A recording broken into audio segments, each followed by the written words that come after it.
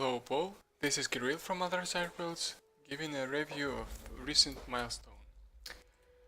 So I'll start with the living room, and we are currently in the hall in front of them. You can already notice that the FPS went down a little bit. That is because of real-time global illumination. We use it for not making a light map UV mapping.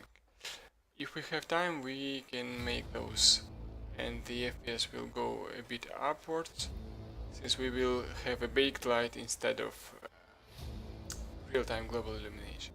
However, we have also another solution of increasing the FPS, which I will show you later. First I will show you some stuff. You can see new furniture, the camera we've been discussing.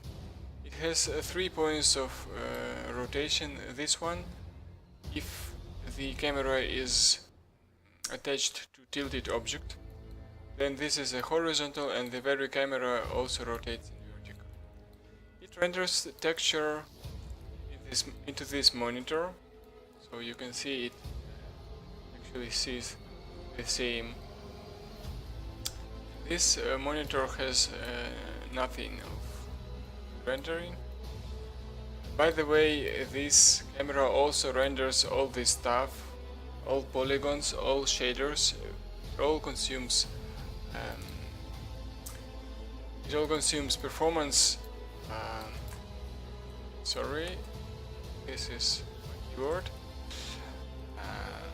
The only thing that saves this performance is that this texture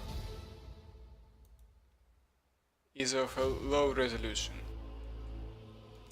However, if you go with the not mid shaders, the FPS will go higher. And we have a solution for that, but I will go to that later. So here you can see the living room. I will switch on the light on camera so that you see more. You can see the set of props that actually make this room looking like it is inhabited. The bedrooms, some furniture, some stuff that actually shows the broken condition. The tablet also can have the render texture, another monitor. Maybe we should add a keyboard. The mirror currently shows what the reflection probe shows, so that if you if you select it, you won't see any additional camera. It's just standard material with maximum metallic. See? I don't know if you want to leave it or not because of a player having or not having character, but maybe you can leave it and main character can make a note that he has no reflection in mirror, since it is a nightmare. I don't know. In any case, you can either switch off this mirror effect, or you can just place some curtains, and so. The second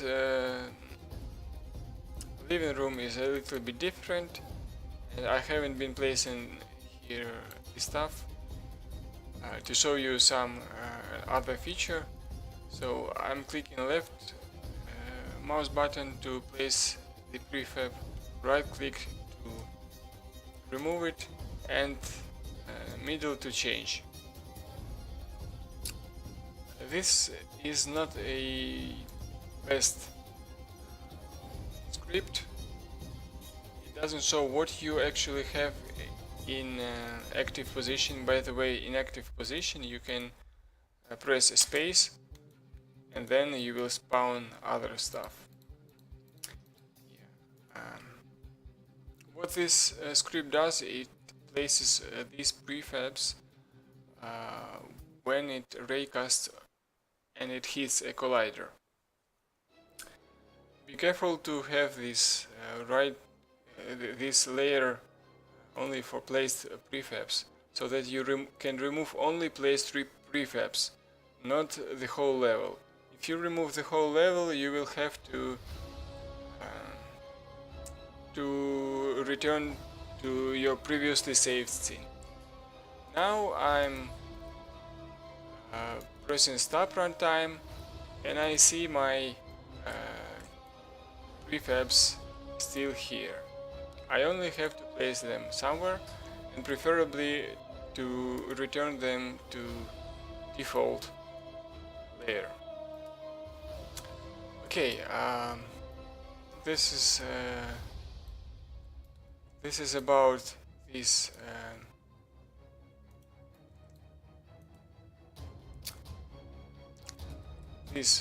props. You can see we have some amount of them. We also have the blend shapes. You can see I'm increasing this value, and the monitor becomes more or less rectangular. It doesn't stretch this texture, but however it stretches the monitor itself. This monitor also has this stuff, and even undo button from Unity works. And even here, well, most of monitors have such stuff, so you can actually change it quite significantly.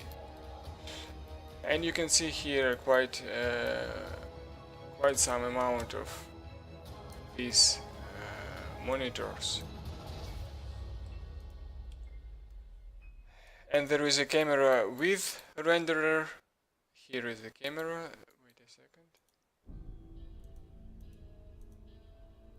As I showed you, vertical rotation, if it has a tilted wall to be attached to.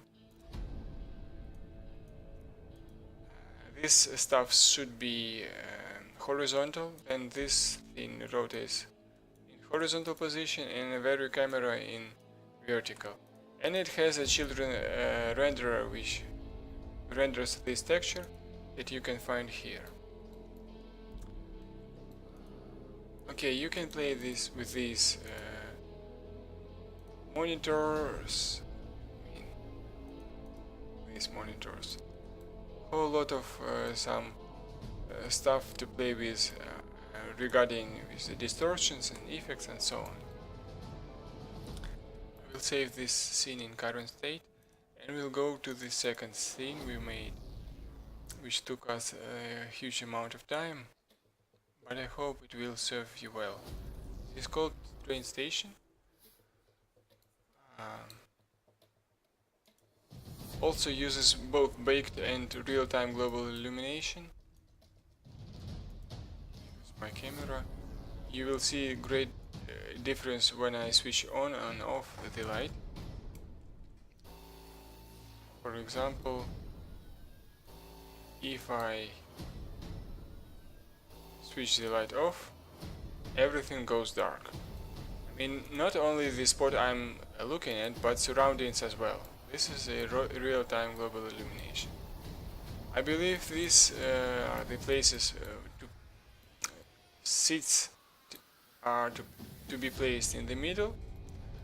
And here is a nice view of actually some what you called a Borg Queen reference. So it has some stuff there.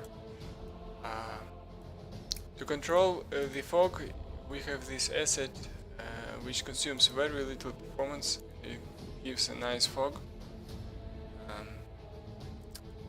Well, it will take some time before you get the whole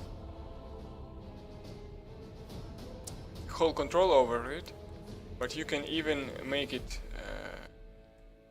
black, which is quite unique. You go here, I have here another settings of this one. you can see the light color is different.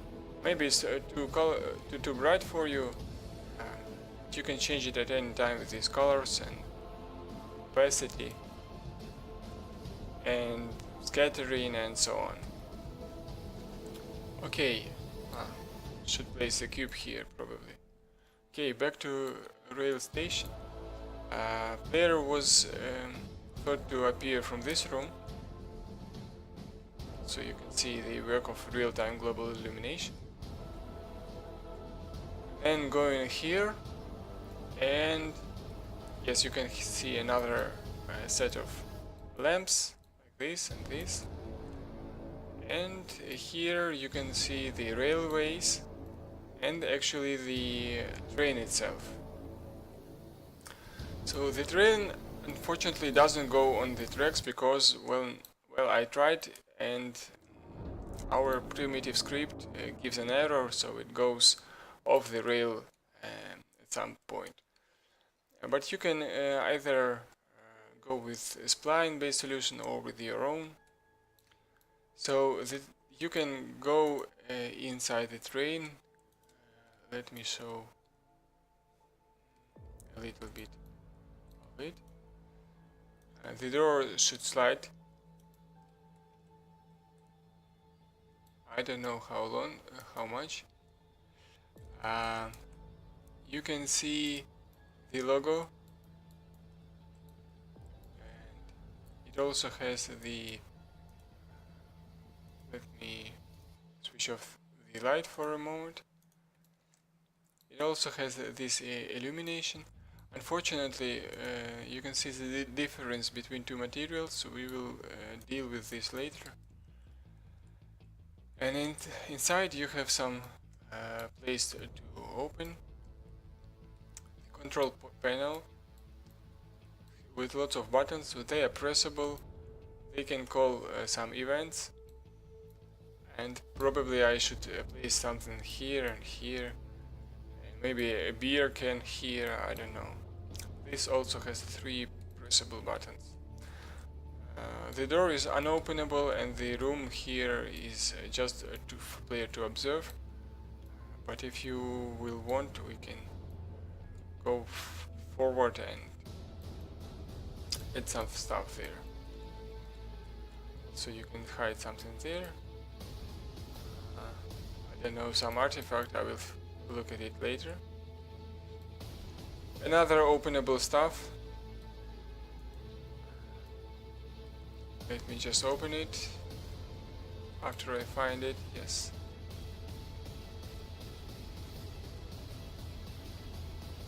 And you can hide some items there as well. And the glass you are familiar with, you can play with its transparency and stuff. You can repaint anything of this. You also have the wagon. Wagon has the interior, but I haven't been texturing it, so it this was the idea was that you actually have it a bit opened and place some containers there. What else? The train has a little bit different picture from this side, because we obviously don't need so many doors. To avoid many materials, I've been using this script action controller. When it starts, it changes the colors. Let me demonstrate you. Here is the initiate, it means on the start it will initiate automatically. You can see, for example, that the tanks are white at the moment, and when I press runtime, okay, I should remove this, and at runtime it becomes of this color. I've made it not to duplicate lots of materials, because there are already quite a lot of them, and they use the same textures with different settings. The same goes with these, for example. Everywhere you can see the emission is white, but here it is I know everywhere you can see blue emission, but here it is white, and after I stop runtime it becomes blue again. Okay, let me finish. First of all, I'd like to show you that this train station also has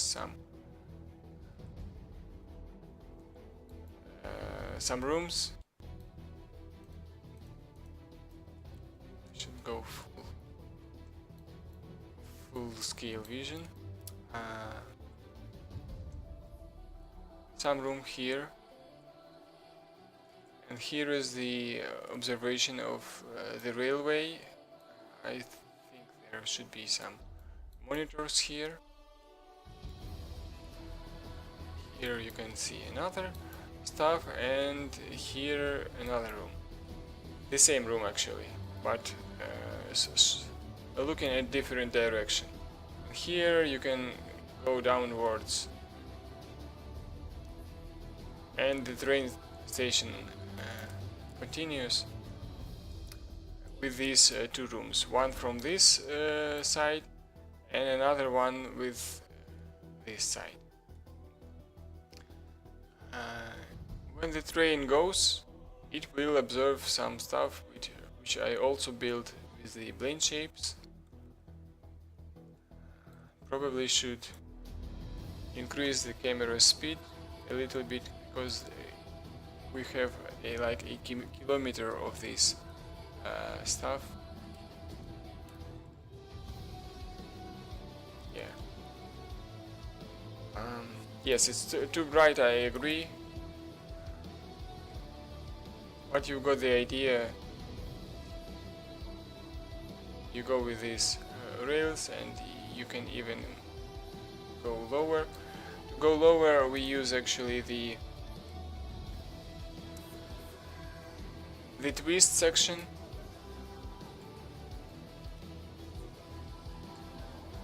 You can see it starts normally, but in the end it is twisted by 10 degrees, and then this section is 90 degrees, which is a turn that also descends because of that twist. Some stuff, and finally in the end you will arrive in not ready location. Yeah, I don't have a fog here, so you... Well, actually I have a fog from that first location here. Yeah, the fog itself works very simply. You have here the haze controller. You can see these cubes. One cube is for a train station, and another is this for outerior. And you control everything there, and on the camera you have to have a DS haze view. Yes, here it is, a deep sky haze view. Here are the stuff that I also built with the blanched shapes. I guess they don't work at runtime, so I'll stop it. And now it works. Well, most of these items have these keys that you can control with. Finally, the solution which I've been talking about, the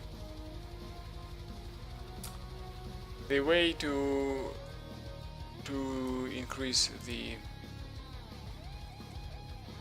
FPS, I believe I don't have it.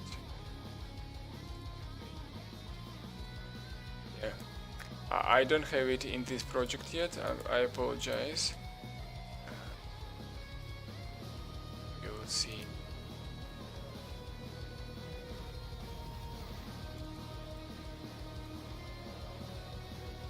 My mess in the download folder. I'm placing repaint very advanced, and I haven't tested it a lot actually. Something, yes. So I place here the root object. I then go to the folder where it is no, not drain, but whatever. I go to the folder where we have all this stuff. It is called for instance, for this scene it is flash metal, train station materials. Let's say I have these materials with the flash. I duplicate them. And now it has, I have to rename it. For example, flash free. Flash free and flash free. What I'm doing next, I am not a train station, yeah. Suffix is flash free, FF. Read materials. Then I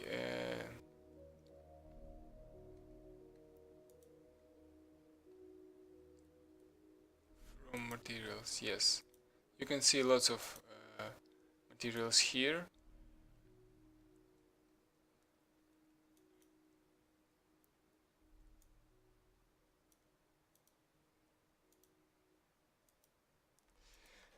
And the idea is that when you press